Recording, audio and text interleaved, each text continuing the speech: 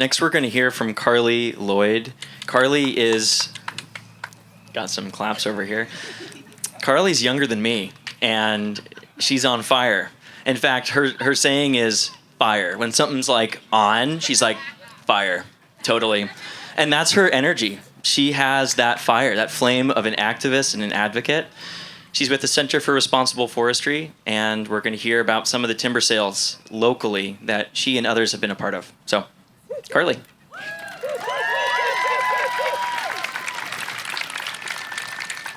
Hi. Can everyone hear me okay? Okay.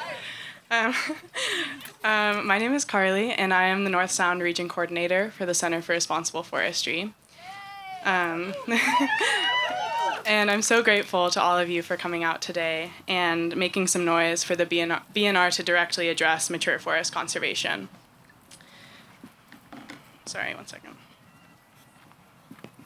Okay. I feel so lucky to be able to hear so many strong stories and words spoken today about the necessity of standing for the forests and watersheds that hold our communities together. On the way through my neighborhood this morning, I passed these two giant cedars that tower above the houses. And it's so easy to forget that trees this big and larger used to grow all the way down to the coast of the Salish Sea, with their branches tasting the salt air. Now, besides the irregular neighborhood giants now besides the irregular neighborhood giants, the only trees like these are tucked away in pockets across the state, silently holding nests of biodiversity and interspecies support, even as we continue to strip their relatives away from surrounding hillsides. Some of these threatened timber sales we are watching are Bessie, Upper Retsats, and Broke Down Palace in Whatcom County, which are all temporarily paused. Yeah. The power plant timber sale in the Elwha watershed, Wishbone in King County, and Stilley Revisited in Snohomish County, which are just a few. These forests are part of the remaining unprotected mature forests on state-managed land, which is only around 75,000 acres, and also just about 4% of the total land that the Department of Natural Resources manages.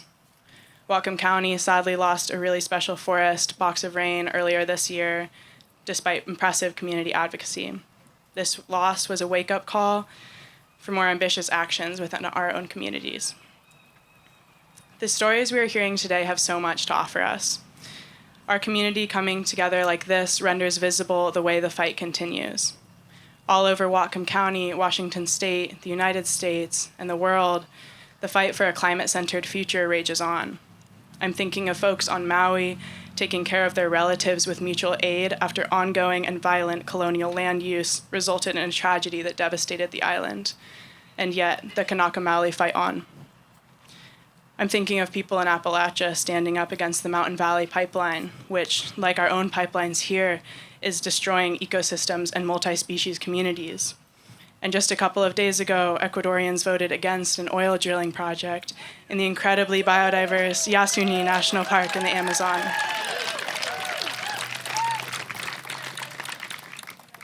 There are other powerful stories I want you to consider. They are the ones I hear when I go into the woods. The story of the sunbeams coming through a gap in the canopy and igniting the vine and broadleaf maples that twist and reach towards the rays. The sound of a damp spot on the forest floor, squish of the mud, and the rustle of skunk cabbage, bog orchids, and so many mosses. I'm interested in listening to these storytellers too. They are the ones who have come back from having their communities devastated with logging before industrial practices, and have since regrown themselves and their communities into mutually beneficial, thriving groups of beings that take care of each other and us as well. What lessons could we learn from them?